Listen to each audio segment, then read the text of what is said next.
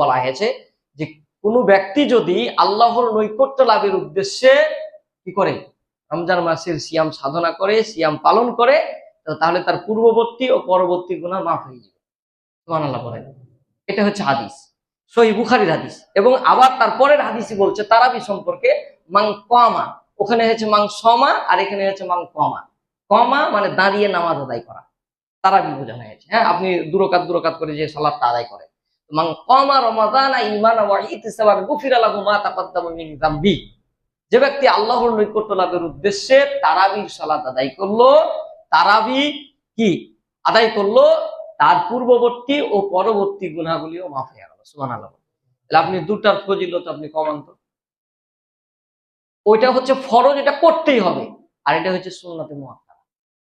এটা আপনি যদি না করেন, আপনি যদি ইচ্ছাকৃত বারবার আপনি এভাবে ছাড়েন, তাহলে অবশ্যই আপনি কিন্তু গুনাহগার হবেন। আল্লাহ বলছেন কুল আতিউল্লাহ ওয়া আতিউর রাসূল, হে নবী আপনি মানুষদেরকে জানিয়ে দিন যে তোমরা আল্লাহর আনুগত্য করো, রাসূলেরও আনুগত্য করো। আপনি আল্লাহর হুকুমটা মানলেন, কিন্তু রাসূলুল্লাহ সাল্লাল্লাহু আলাইহি সাল্লামের সুন্নাতকে কি করলেন না, মানলেন। আপনি জোহরের সালাত আদায় করতে আসছেন, আপনি প্রতিদিন ফরজটা করে চলে যাবেন, তাহলে হইলো? বলেন। সুন্নাতের প্রতিও গুরুত্ব দিতে হবে। ফরজ তো করতে হবে, কিন্তু সুন্নাতের প্রতিও গুরুত্ব দিতে হবে। মান আহাব্বা সুন্নতি ফাকাদ আহাব্বানি ওয়া মান কানা মাই ফিল জান্নাহ, এটা রাসূল সাল্লাল্লাহু আলাইহি সাল্লামের হাদিস। যে ব্যক্তি আমার সুন্নাতকে মহব্বত করবে, ভালোবাসবে, সে ব্যক্তি আমার সাথে জান্নাতে প্রবেশ করবে। সুবহানাল্লাহ। অতক্ষণ পর্যন্ত আমরা পরিপূর্ণ প্রকৃত ঈমানদার, প্রকৃত মুমিন হতে পারবো না যতক্ষণ পর্যন্ত রাসূলের সুন্নাতকে আমরা কি করব না, না মানবো। মানে রাসূল সাল্লাল্লাহু আলাইহি সাল্লামের সুন্নাতের প্রতিও গুরুত্ব। তো সুতরাং যেহেতু তারাবির সালাত আদায় করলে আপনার পূর্ববর্তী পরবর্তী গুনাহ মাফের কথা বলা হয়েছে, মানে অনেক ফজিলত, অনেক দামি কথা, যা এর চেয়ে দামি কথা আর কি হতে পারে।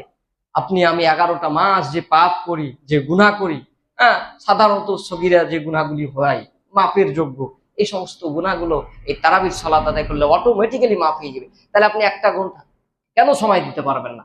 1টা ঘন্টা যদি আপনি মন করেন যে আমি দিব, অবশ্যই আপনি পারবেন। যারা সিয়াম রাখছে দেখেন, ওদের কাছে কোনো ব্যাপার নাই, ও পাচ্ছে, অভ্যাস হয়ে গেছে, ও মানে সিয়াম না রাখলে ভালো লাগবে না। আর আপনি যে রাখছেন না, এই জন্য আপনাকে ভালো লাগে। কারণ আমরা অভ্যাসে কি, অভ্যাসকে আমরা দাসে পরিণত করি। অভ্যাসে আমরা মানে আমরাই কি ওর কাছে দাস হয়ে যাই। আপনি সকালবেলায় দোকানে যাচ্ছেন, তো আপনি সকাল হইলে দোকানে না গেলে আপনার মনটা ছটপট ছটপট করে ভালো লাগবে না, মানে আপনার অভ্যাস হয়ে গেছে। যারা সিয়াম রাখেননি, তওবা করুন, সিয়াম রাখা শুরু করুন।